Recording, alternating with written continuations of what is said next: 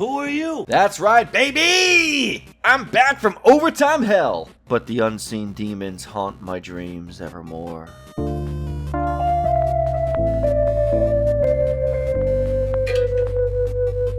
Wow, a lot has happened these last few weeks since I've been gone. Starfield came out and broke everyone's mind, creating a phenomenon I like to call Starfield derangement syndrome. A bunch of stuff from Microsoft's upcoming plans, from games to mid-gen refreshes to new controllers got leaked. And of course, today's topic, Elder Scrolls 6. Because somehow, people are surprised and Xbox-owned studios' games are exclusive. Other breaking news. Water. Wet. Look, you guys wanted Xbox to compete, but now they are, it's all, no, not like that! As if the industry isn't constantly switching out the top dogs each gen. Sometimes it's Nintendo, sometimes it's Xbox, and sometimes it's PlayStation. So to be surprised that Elder Scrolls 6 will be exclusive to Xbox and PC shouldn't even happen unless you've literally been living under a rock since 2020. But, enough with the preamble, let's dive right in. Welcome everyone to Tales from the Twit Pit. So basically PS5 players will have to get used to being left out unless they get an Xbox too. I'm not a big fan of this.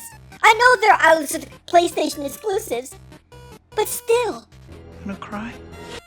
Well, I'm sorry, buddy, but as the Fanboys said to Xbox players ad nauseum for years, if you want to play the games, buy the console! Anyone who knows me knows I'd rather there were no exclusives, as that would push these console competitors to focus on the user experience and perks to get their audience rather than arbitrary game hoarding. But I recognize the reality of the situation, and that is, exclusives sell systems. And Elder Scrolls is a good exclusive to have because it is a widely known IP, yet not so casual friendly like Call of Duty or sports games, so only people who actually engage with the hobby will care enough to play it, while the casual crowd will stick with their CODs and FIFAs and Maddens. Spider-Man is a third-party IP, why isn't his games on Xbox? Oh, it's because they struck a deal with Marvel and is developed by a first-party studio. Just like Bethesda. Just further evidence that they don't care about gamers. They have an installed base of fans on PlayStation they can sell to, and I wouldn't imagine to being a landslide Xbox console seller in 2026 or later, given the consoles would have been around for 5 or 6 years by then. Oh, did you finally realize companies care about money? Well, welcome to the big kids table, kiddo! And considering the game will be playable across every platform that has Game Pass, which includes console, PC, mobile, and cloud, as if anyone in their right mind would use the last two, the truth is, they don't need PlayStation's install base for Elder Scrolls. Starfield was a new IP and got people buying Xboxes. If you really think the 6th entry in the Elder Scrolls series won't move systems because it's late in the gen, then I got news for you. Because The Last of Us on the PS3 got people to buy PS3s. And that game came out in 2013 at the end of the system's life cycle. But let's be real here, it would not surprise me in the slightest if Elder Scrolls 6 ends up being a launch title for their next system, given the leak suggesting it's planned for 2028 and how long Bethesda generally takes to make their games. You're stupid! The thing I don't like about this is that they are now making Elder Scrolls exclusive to Xbox when its previous iterations were open to all. It's somewhat alienating a good portion of fans that played it on the other systems. I'm gonna be miffed if they do the same to Fallout. Jesus Christ, the kid's an idiot. Oh my god! Would it kill you guys to do some basic research on the subject before spouting tripe like this? No, they were not. Morrowind was exclusive to Xbox. Oblivion came to PlayStation a year after it was on 360, and while Skyrim was the first Elder Scrolls to release on both platforms simultaneously, Skyrim's DLCs were timed exclusives for Xbox. Fact of the matter is, they've always had a close relationship with Xbox. One might even call it organic. And you guys are all about organic growth, right? I mean, that was the excuse you guys used for Insomniac. Well, they had a long history with PlayStation, so it's only natural they'd be bought by them and their games would be exclusive. You can be miffed. Oh, Jesus fucking Christ, British slang is so fucking stupid. About Fallout potentially being exclusive all you want. But if you want to play it, get an Xbox or a PC. They have owned Bethesda since 2020. Get over it. Just like Xbox fanboys need to get over Spider-Man being exclusive to PlayStation. This decision should automatically disqualify it from being Game of the Year.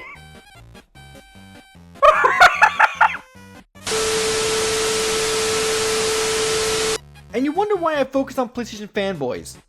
Because this, right here, this is not a normal reaction. Not to mention, by his own stupid logic, Spider-Man should be disqualified because he had games on all platforms before. Bayonetta 2, back in the day, that should have been disqualified. Her first game was on all platforms. Look, there's an argument to be made that games that were being developed for all platforms should still come to those platforms, should the studio be bought out. You'd have your work cut out for you, but there's an argument there. That doesn't work when the game we're talking about just entered full production 3 years after they've been bought, my guy. They are using funds from Microsoft to develop the game. Why the fuck would they put it on PlayStation when they know they can draw people in by making it exclusive to their console and PC? It really blows my mind that people can be this titanically stupid on a daily basis, but here we are. Ooh, the circus is in town. Sony dodged a bullet. After seeing how underwhelming Starfield was and knowing the Elder Scrolls 6 would be in the creation engine again, they could keep that respectfully. I don't want this trash on my PlayStation. Still using the same engine from Oblivion. After their last 7 out of 10 game isn't a PlayStation loss, lol.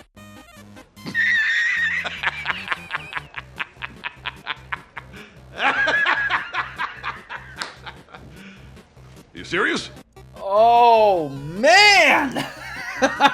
The fucking cope from these guys, dear God!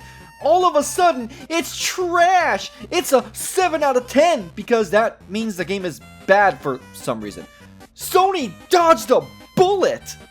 Oh, they dodged a bullet alright. Right into the other bullets that are Forspoken, Babylon's Fall, and fucking Foam Stars. This is why fanboyism is so pathetic. They don't care about games.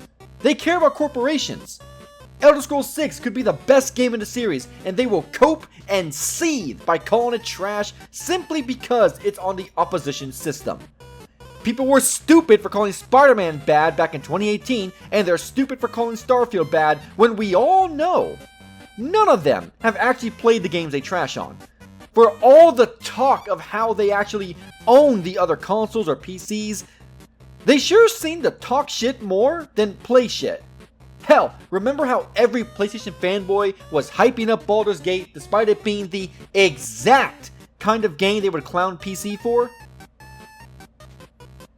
All I'm saying is, there's a reason Nicola is the only fanboy I've seen actually posting gameplay of his playthrough. Gotcha, bitch! So Phil was lying and saying they haven't made any decision on whether it would be exclusive? I wonder if Phil Spencer's bonuses are tied to lying to the face of journalists with the amount he does it. Are you gonna call out Phil Spencer lying then? He just said it's too early to determine, which is an objective lie. He also lied to Dustin's face about parody not being the reason for Baldur's Gate 3's Xbox delay. How many times can he lie before the community calls him out? So Phil lied when he recently stated in an interview that they hadn't decided on the exclusivity status of Elder Scrolls 6? The lies of P at Xbox P3, case by case basis. Are you still going to pretend Phil isn't a habitual liar? Why did Phil blatantly lie? What does he have to gain by continuing to lie? The ZeniMax deal was enough. He can tell the truth now and say Elder Scrolls is never coming to PlayStation. Phil Spencer is such a liar. Like, we get it. Exclusives make sense and I'm totally okay with it. But he made it like Xbox studios will make their games for everyone, not just Xbox and PC users. Oh my God, reading comprehension has fallen so far in this country. Dude, these guys all have a hive mind. No, you intellectually stunted Neanderthals. Saying they review games on a case-by-case basis or saying they haven't determined it to be exclusive when he was asked does not Phil Spencer a liar make. You guys are taking PR and business talk at face value, and it really shows your utter ignorance when it comes to business. In fact, since you guys seem to have the mental capability of a goldfish, let's just play the clip from when Bethesda was bought and Phil was asked about exclusivity, shall we?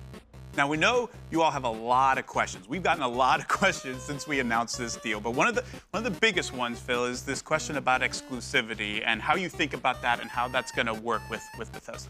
Yeah, I see it. I see it in the community. I listen to the podcasts and all the questions, so I'm going to try to be as clear as I can, because that's what I just think it's fair. So obviously, I can't sit here and say every Bethesda game is exclusive, because we know that's not true. There's contractual obligations that we're going to see through, as we always do in every one of these instances. We have games that exist on other platforms, and we're going to go support those games on the platforms they're on. There's communities of players. We love those communities, and we'll continue to invest in them. And even in the future, there might be things that have either contractual things or legacy on different platforms that we'll go do. But if we're an Xbox customer, the thing I want you to know is this is about delivering great exclusive games for you that ship on platforms where Game Pass exists. And that's our goal. That's why we're doing this. That's the root of this partnership that we're building, and the creative capability we will be able to bring to market for our Xbox customers. It is going to be the best it's ever been for Xbox after we're done here. Did you catch it? The explicit words that were said? Games that have contractual obligations or are already on other platforms will continue to be on those platforms, but going forward, we will ship games on platforms where Game Pass exists. I'm gonna say that again, where Game Pass exists. Last I checked, Game Pass isn't on PlayStation, so obviously, future games will likely not be on that system. But furthermore, I just gotta ask you guys, what do you think case-by-case basis means? Do you think it means every other game will be multi-plat no matter what game it is? No. What it means is they likely determine how much said game will push people to their platform if they kept it exclusive to their platform. That's why Minecraft Legends, a new Minecraft game, came to PlayStation, likely because they knew it would not move units. But you know what would move units? The next entry in the Elder Scrolls series. I can't believe this has to be explained, but then again, these fanboys get their information from morons like Red Dragon, or J-Dub, or in worst cases, King Thrash. So I'm not surprised they're this uninformed. Hell, I decided to look at the interview they're all clamoring over where he said they didn't determine exclusivity, and this is what was said. Microsoft Gaming CEO Phil Spencer, in an interview with Bloomberg, was asked if the Elder Scrolls 6 would be an Xbox console exclusive, and while Spencer didn't give a direct answer, he did say the team makes this decision on a case-by-case basis with the games that we build. In other words, the same thing he said beforehand. Spencer did reveal in June that the Elder Scrolls 6 is likely 5 years or more away from release, and it's hard to understand what platforms will even be at this point. Hard to understand what platforms will even be at this point. He's not talking about whether or not it'll be on PlayStation. He's talking about what platforms will even be at all during that time. And it makes sense when looking at the leaks when their next console seems to be a cloud hybrid gaming console that's always online, which sounds just dreadful. Because what a platform is today could be considered something completely different 5 years from now. Now, of course, I am not saying to trust him. No. He's not your friend. He's not your ally in a console war. Phil is a businessman, first and foremost, and his job is to get as much money for the consumers as possible, as it is with Nintendo, PlayStation, Valve, Epic Games, etc. And that's what he's gonna do. That's why he pushes Game Pass, as it's a great way to ensure potentially endless revenue if successful. And considering it made $280 million in revenue last month, all of which were from full-price subscriptions, it's clearly working. The point of this video is simply to make fun of morons who are surprised by something painstakingly obvious. Of course, Elder Scrolls 6 was going to be exclusive. The only people who can't see that are the fanboys who suck off Sony. That's going to be it for today's video. Thank you all for tuning in. It feels good to be back. I have 2 more videos planned this week. One being likely a thoughts regarding on last week's Nintendo and PlayStation showcases, and a third surprise video that's very different from my normal content as a way to flex my creative juices, so look forward to that. Friday is going to be a Soul stream as well and will be for the foreseeable future. So, if you enjoyed the video, like, comment, and subscribe if you feel so inclined. If you want to support the channel, you can become a member. For just 99 cents a month, you get access to the community Discord, the Crab Shack. Once you're in for good, as well as these emails to harass me with live on stream. And with all that out of the way, I will see you guys in the next video.